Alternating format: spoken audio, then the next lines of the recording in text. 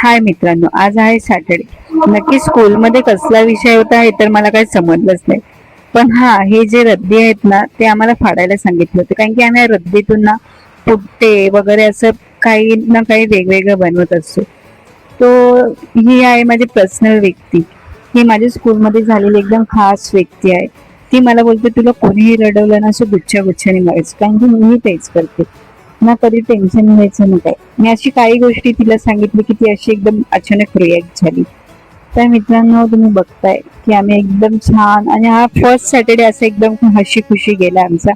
अचानक स्कूलमधून लाईट गेली, का माहित नाही. तर सगळ्यांनी विचार केला की आपण नाश्ता करून घेऊ.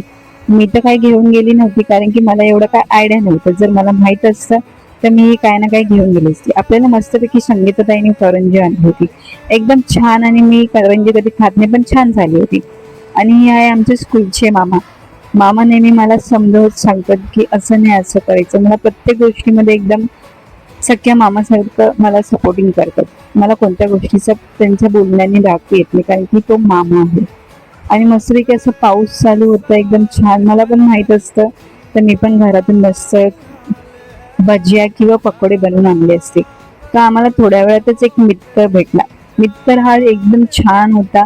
थोडा पावसात भिजला असल्यामुळे त्याला ताई एक कपडा नसल्यामुळे ती कागदाने पुसत होती. तर तो मला येऊन बोलतोय की जवळ, की बघ भाई, तू मला माझ्यासारख्या जनावरांवर प्रेम कर, कारण की तू कधीच रडू शकत नाही. कारण की माणसं ही खूप रडवतात, त्यापेक्षा आमच्यावर प्रेम कर, आम्ही तुला नेहमी हसू.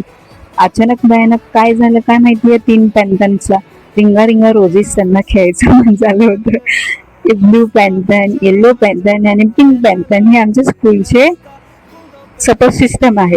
तर अचानक त्यांना भयानक भिजायचं मन झालं, तर ते मस्तपैकी भिजायला गेले. पिंक पॅन्थनला काय झालं होतं माहित नाही, तिला अचानक झाडांवर प्रेम झालं होतं. येल्लो आणि ब्लू पॅन्थन म्हणाले, चल आपण नाच रे मोरया, नाचू आपल्या ग्राउंडवर जाऊन. मस्तपैकी असे नाचत होते, एकमेकांवर पाणी ओढत होते. अचानक भयानक काय झालं काय माहिती, ब्लू पॅन्थरला ती खूपच खुश होती आणि एकदम मस्त भिजत होती. येल्लो पॅन्थन म्हणत होता, मेरे जैसा कोई नाही. आणि ब्लू पॅन्थन म्हणत होता, बाबा लगीन डिंचक डिंचक डिंचक डिंचक. आणि येल्लो पॅन्थनला थोडं मन आलं बाहेर येऊन. मग अचानक अधीर मन झालं, हे सॉन्ग त्यांना आठवलं आणि ते पूर्ण सॉन्ग न करता ते लोकांनी अर्धवटच ठेवलं. मग त्यांच्यामध्ये ग्रीन पॅन्थरला पण असं वाटलं की आपण पण भिजवू. मग मी म्हंटल, ताई जा ना, लाईफ एकदाच भेटते, आपल्याला एन्जॉय करून घ्यायची. या सगळ्यांना बघून मला असं वाटतं की यांच्या पुढे आपलं काहीच नाहीये. एवढं वय झालं आहे तरी पण एकदम हसी खुशी, टेन्शन बाजूला ठेवून एकदम फ्री माइंड जगतात. आज मला त्यांना सगळ्यांना बघून असं वाटलं की हा भाई, कुठेतरी लाईफ आहे, पण ते आपण आपल्यासाठी जगावं ना की दुसऱ्यांसाठी. सो त्याच्यानंतर आम्ही सगळेजण एकदम खुशीमध्ये होते. आणि आज आपला इथेच हा व्हिडिओ संपत आहे. तर बघू, आपली स्कूल पण दिसली तुम्हाला, तर आपण भेटू थोड्या नवीन ब्लॉग मध्ये. स्टार्ट करूया.